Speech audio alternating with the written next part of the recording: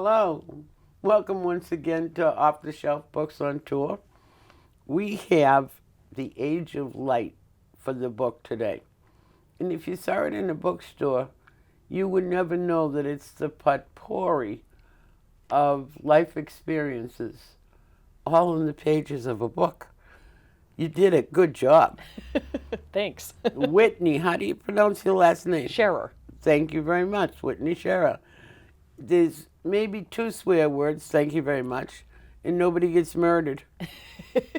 It was a pleasure to read it, and you are an Epicurean delightist, aren't you? I You am. really cook as good as the recipes go together in the book? I don't cook quite as well as Lee Miller did, but I do love food, and it's so funny how often I get told, like, wow, there's a lot of food writing in this book, because I didn't think about that when I was writing it, but I think my love of food just came through. But life is food. Yeah, it's true. It's true. You know, you remember occasions, you Yep. remember where you would look at America. Isn't they obsessed with going out to dinner? Absolutely. More and more every year, don't you think? Even in the hardest times when the stock market is falling and Yep. everybody's screaming that the restaurant parking lots are full. It's so true. Yeah. Tiniest town, biggest town, doesn't matter, right? Yeah, and then you go immediately to photography and art and the masculinity of man. And a girl who says, oh yeah, you think? Yeah. And how she learned it. She'd fit right into the Me Now movement, wouldn't she? Yeah, absolutely. I think she was a feminist before her time, you know? And then she winds up photographing for World War II. Yeah. Your mind is very busy. There was a lot to juggle in the book, but I think that's what makes a good novel. Yes, and it doesn't even come across as a novel. It comes across as real life. Oh, wow. Thanks. Well, the feeling of her clothing and the comfort of the combat uniform as against the catwalk in a fashion show. Yeah. Those are real things. Yeah. Those are things that people would really feel.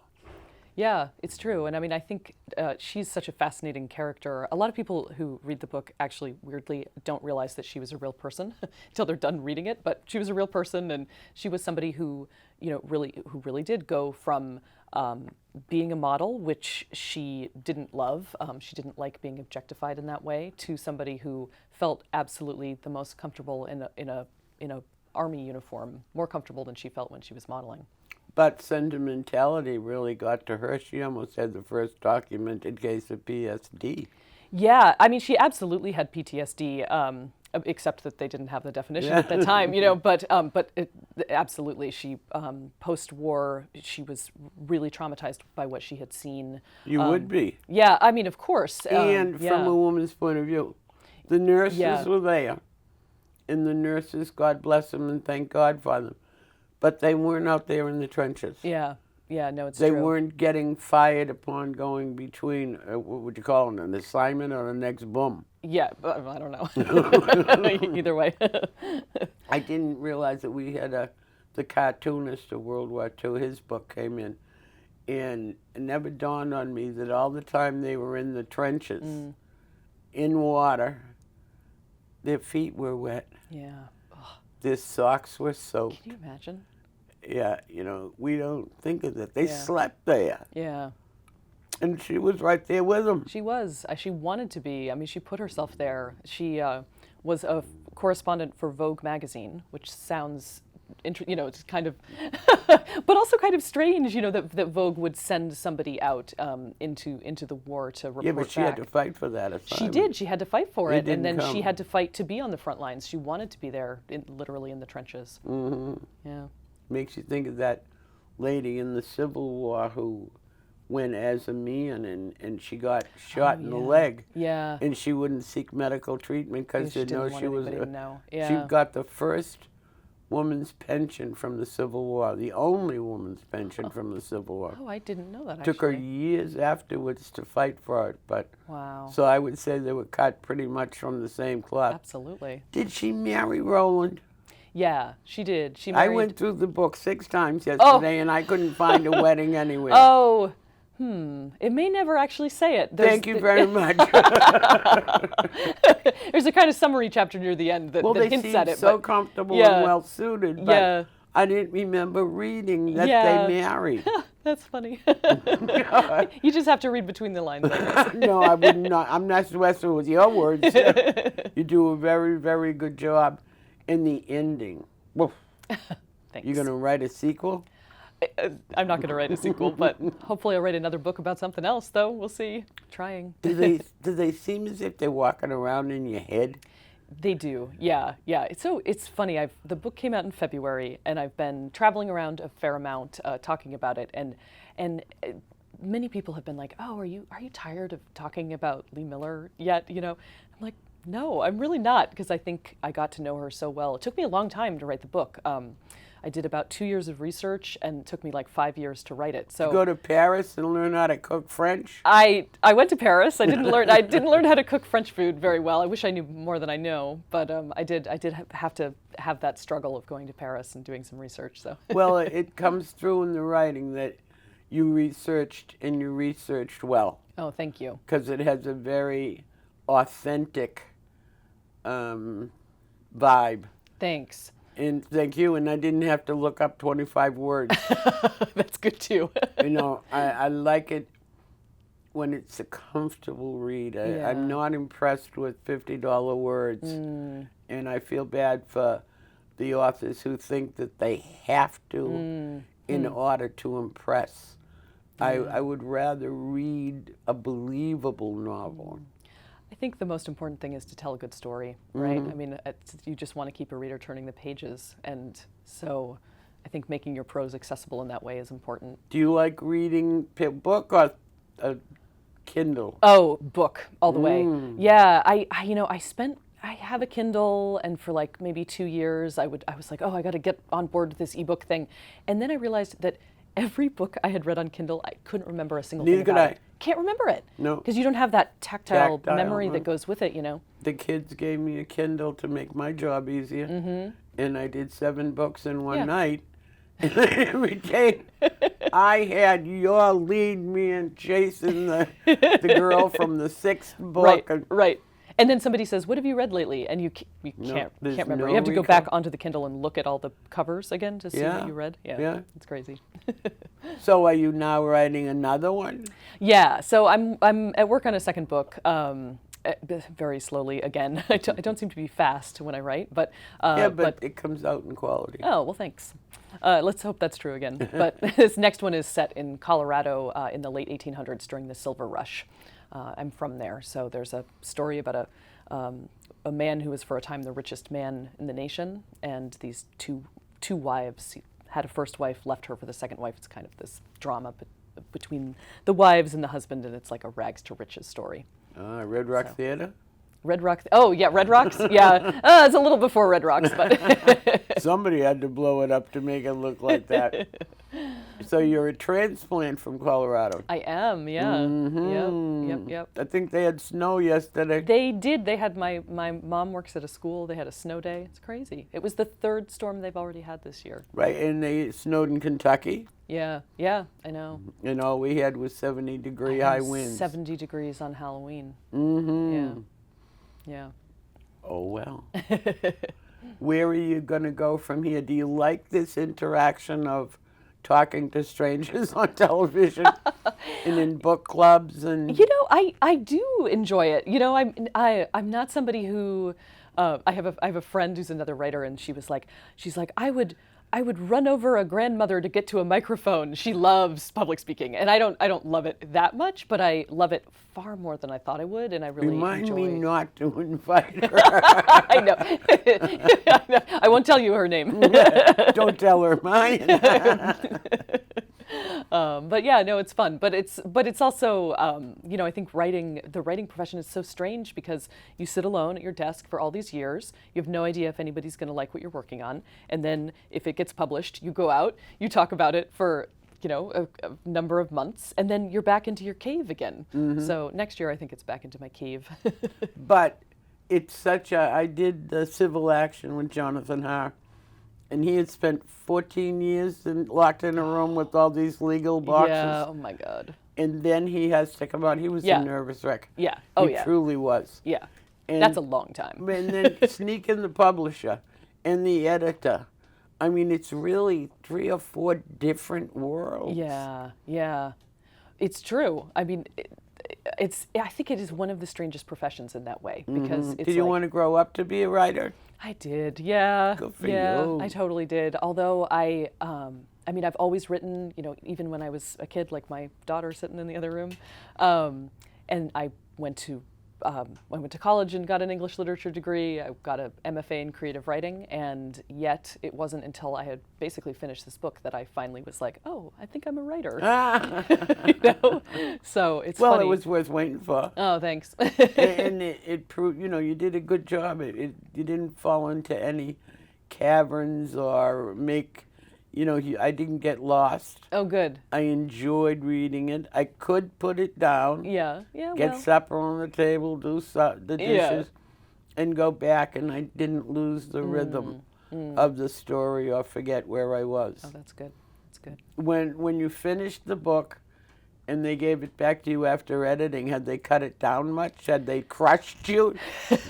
So no, so I did so much editing before I handed it in. I think I have a writing group that I meet with like once a month. This amazing group of people that I've met through my time in Boston, and they saw draft after draft of the book. And so by the time I was ready to find a literary agent, I didn't have an agent before I finished the novel.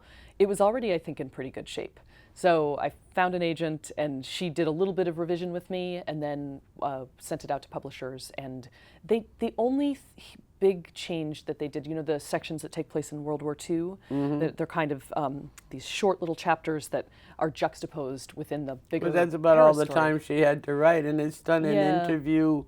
Yeah, I wanted it to kind of feel jarring like it would have felt when she was in the war. But that piece of it, they had me add a few more of those sections and reorder them to give them their own kind of narrative arc throughout the rest of the book. So that was the biggest change that we made in the editing process. Has anybody challenged you on your facts or your authenticity? I mean, I've gotten some emails, you know, people with like little niggly things. Are they writers? Have they put their time in? Don't listen to them. No, they're not right. I don't think any of them have been writers. I mean, you know, you're going to get a couple things wrong here and there. But I'm such a nervous Nelly. I'm like such an anxious person that I was picturing, you know, this like flood of emails with like, this fact is wrong and this fact is wrong. And that hasn't happened. Well, so good. That's been good. Yeah. Good. I love people who, you know, haven't got a clue. Yeah. And they can correct you and Yeah. tell you didn't do, you know, put your time in. Oh, yeah. And then No, I we know. can sit down and laugh and giggle and cry. But if you've never tried it, then you don't, you know. I did an interview a couple weeks ago in my hometown, and somebody said, I thought you were mean to the mayor. I said, okay, scheduled for next week. You come in and interview him next time. And I said, then don't tell me how to do it. Yeah. And yeah. I wasn't mean to him. If he can't handle me, he doesn't deserve being mayor. Yeah. Well, you said you've done over 300 of these interviews. Yes. So you know what you're doing. No, not really, but it's wicked fun. And I've got a whole venue of people snowed. Yeah. Hey, Yeah. isn't that what life's about, though? Right. I think And it it's is. fascinating because I learned something new from every single thing I read. Yeah. Yeah. And you and I would normally pick up and read the books we like. Yeah. I have to read everything. You do. It's true. And I bet you read some things that you would never think of picking Never, up on your own. never. Yeah. They gave me a geek book. And I, yeah, right. A geek book? I can't even turn on a flip phone. He was the nicest young man. Huh. And I did learn why these kids get so lost in these games and video. Yeah. Because if they have a handicap, if they're bullied, Yeah. if they're uncomfortable, they lock themselves in this room with that game. Yeah. And they're on the Well, level of everybody else. It's true. Well, it's escapism, which really is what reading is too. So it's just a different form. Oh, I'd rather have them read a book. I mean, wouldn't we all? But at the same time, you know, you can understand why somebody would want to escape to a world where you can be a superhero. Yeah, but or, I you know, didn't. whatever. Before I Yeah, read the book, yeah. before they made me meet a geek and interview him, I didn't understand it, and I was grateful. Yeah. I don't know. I thank you God I don't have games in my house that people, and Yeah. it's certainly not going to be me. Yeah. Yeah. I still have the original Atari down cellar. I mentioned that last week, and my son-in-law, I think I'll wrap it up and give it to him for Christmas. Yeah, maybe you should. Well, those are the ones that they're all going back to now. Yeah. The original Yeah, games. oh, totally. You probably sell it on eBay for a lot of money, huh? Yeah, well, good. Then I could quit my job. Maybe not that much money. When do you expect the new book to come out? Well, you got this one here. Oh, the yeah. Age of Light is now gone in Yeah, paperback. so this is the paperback version of it. It's pretty cool. It's got this beautiful picture of a woman walking with a Rolleiflex camera, just like Lee Miller's. And this came out just last week, I think, 2 weeks ago maybe. So I'm touring around with that a little bit now, and then it's back to the desk and trying to finish the next book. So do you set that timetable? I will go on bookie tours from October to January, and then... No. So, I mean, this is my first book. I do whatever they tell me to do. I really do. It's like, okay, you want me to go do a lunch talk? Sure, I'll do any of it. I've said no to nothing. Now, are they assisting you? When I first began, I would have people that met my authors at the airport, drove them to the hotel, Yeah. got them set for the night, picked them up the next morning, and then brought them to the studio. Yes. All their appointments. That doesn't happen That much. doesn't. I mean, it's certainly not happening for me. In the U.S., the book has been published in a couple other countries as well. Good. And I've gotten to tour there too. And so when you go to a foreign country, that's what happens. They pick you up, and you Oh, just isn't that follow awful? What a along shame. like a little duck. And they treat you that poorly. Well, my goodness. Yeah. No, well, thank God they do that though, because Yeah. I would be like standing in the train station going, so. So you get that exposure there. That's Yeah. excellent. Yeah. But do you have to pay for going there? No, if they want you to come over on tour, the publisher They foot the bill? foots the bill. Yeah. Well, you're lucky. So, I've had can't two in the complain. last 6 or 8 months who actually are the old school. They are being picked up. They are being, yeah. but that's when they know for sure that they've got an award winner and Oh a yeah, very no, good. I think you have to earn your keep or pay your dues or whatever the phrase is to Yeah. get to that level. For me, Yeah. they're like, just you'll figure it out. Well, you got here. I did, yeah.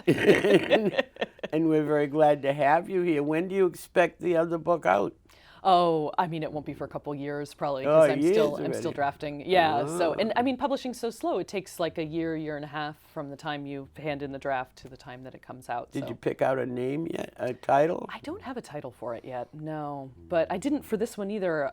Initially, I probably didn't think of the title till about 3/4 of the way through writing the book, and then it's taken from an essay by Man Ray with the same title, so I kind of stole it from him, which felt good. He's going to come and get you. No, he's not. Now, when you write, you have a secluded place at home and I have- computer, typewriter, or longhand? I have so it's a mix of longhand and computer, and I have an office at home, so I do work there, and sometimes I go to coffee houses and meet up with other writer friends if I need to get away from the Recharge similar. the Yeah, batteries.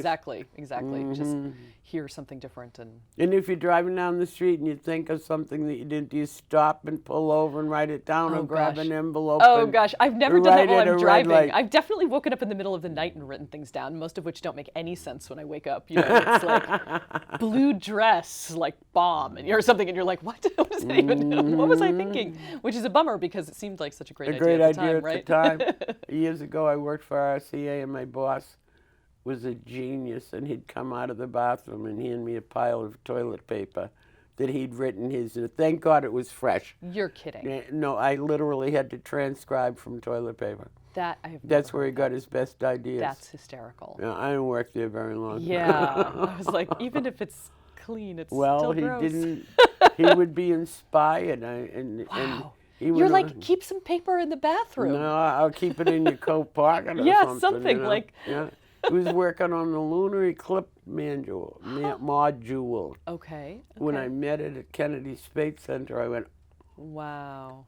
I worked on that. You're like, I worked on that. things about that were written on toilet paper. And it's still held up after all these years. Oh my gosh. You have your lovely lady with you. Does she want to be a writer? Would you encourage her? So she's an artist and a writer. She wants to be an artist, a writer, and last I heard, a doctor. Which all of those things sound good. I'm like, maybe start with doctor. No, I do encourage her. You know, I think my parents encouraged me. They were sort of like, do whatever it is you want to do that is your passion, and I always appreciated that. Which I definitely have friends who did not have that experience. I mean, it's a tough road. You know, it's certainly not like an easy. What isn't? Yeah, true. But yeah, I think finding success with writing is tough. But if that's what she wants to do, I'm all for it. And it's worth doing. Yeah. So now we're gonna take a break. Okay. And when we come back, Whitney's gonna read to you so you get an idea of her style and her technique. See you in a minute.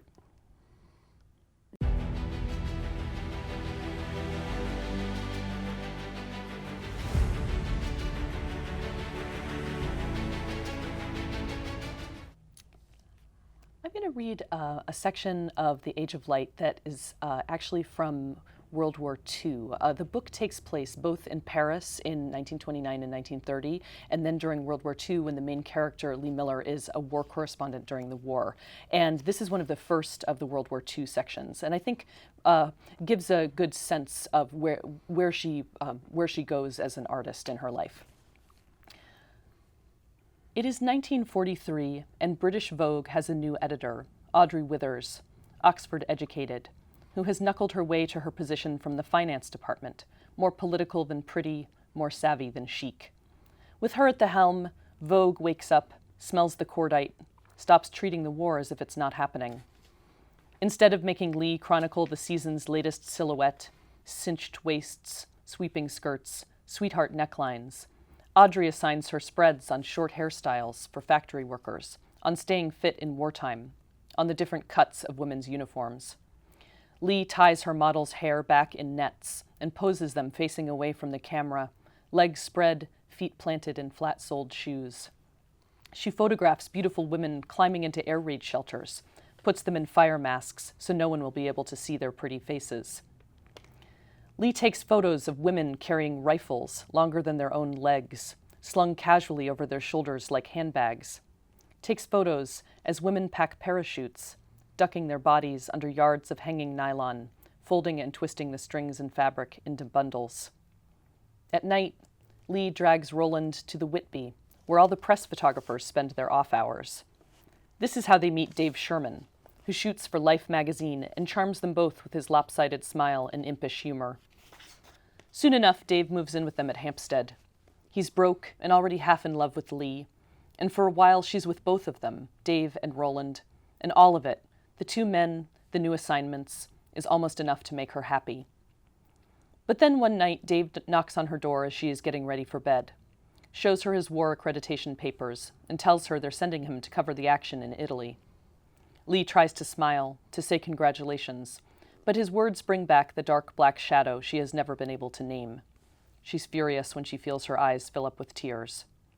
"I wish they didn't want to send you," she says. "Can't stay in London.